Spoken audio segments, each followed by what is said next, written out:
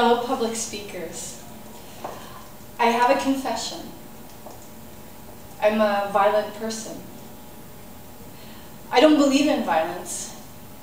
In fact, I condemn the violence I see in the world today, in the news, on TV, in those around me. But when I examine my own words and actions honestly, I recognize that I too am violent.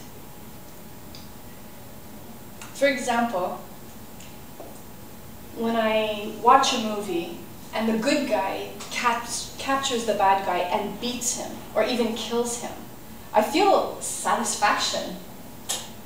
In real life, when someone is unkind to me, I often imagine retaliating in a way that will cause that person emotional pain. Sometimes when I argue, instead of actually working towards a resolution, I speak with the intention of hurting the other person.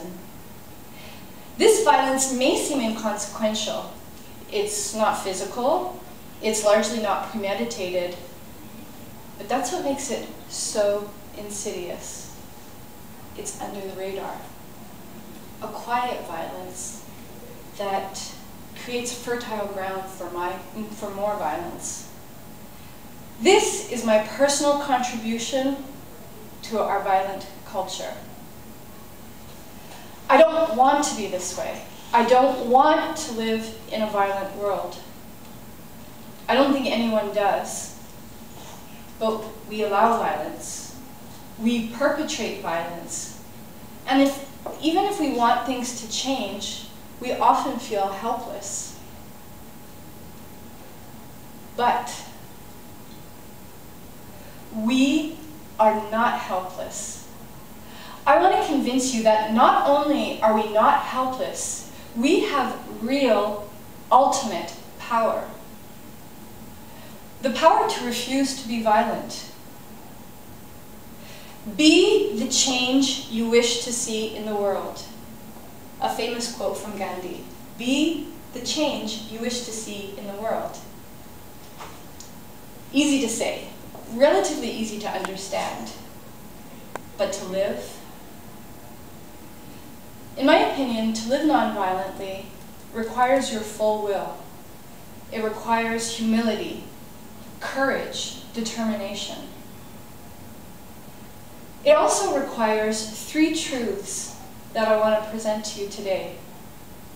In order to end violence, we need to recognize that we are violent. We need to recognize that violence is never the answer. And we need to understand that we have power. The first point. To end violence, we must first recognize that we, as a culture, are violent. We're violent to our children, allowing corporal punishment in the home. We are violent to animals, allowing testing and farming atrocities. But we are also violent in the way we think, in the way we speak, in the way we judge others. We are violent. In Marshall Rosenberg's book, Nonviolent Communication, Erin Gundy, who's the granddaughter of Gandhi, explains her grandfather's notion of passive violence. This is the kind of violence that creates emotional pain. It can be so subtle. We use words to guilt, shame, intimidate, manipulate, and humiliate others.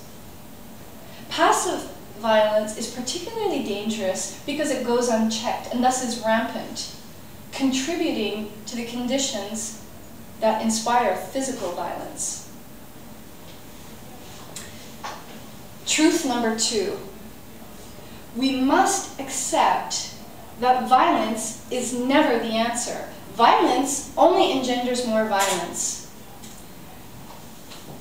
Gandhi once said that he objected to violence because even when it appears to do good, the good it does is only temporary.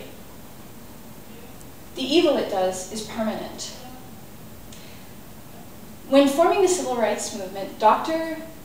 Martin Luther King Jr. took inspiration from Gandhi, who led India to freedom using nonviolent civil disobedience.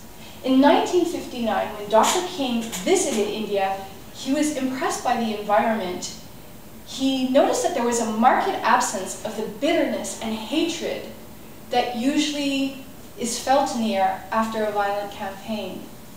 In the words of Dr. King, darkness cannot drive out darkness.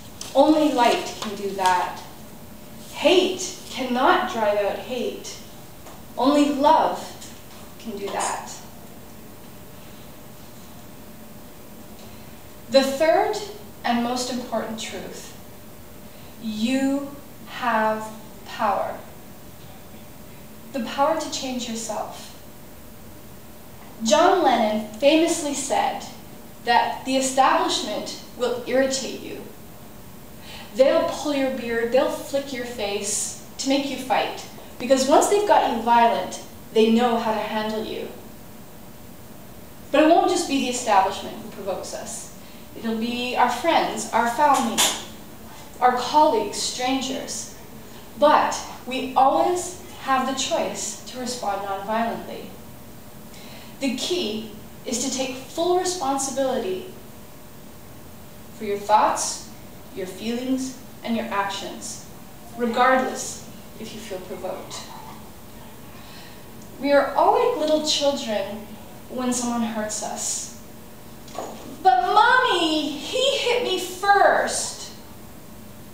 So, do you believe in nonviolence? Stop the cycle. People will be unfair to you, but you always have control over what you do, over what is important to you. As an experiment, I invite you to examine your own words and actions for one full day. How do you respond when your spouse makes a critical remark, or when someone cuts you off in traffic? Do we really embrace being the change we want to see? Yes, most of us believe in nonviolence, but are we willing to not fight for it? Thank you.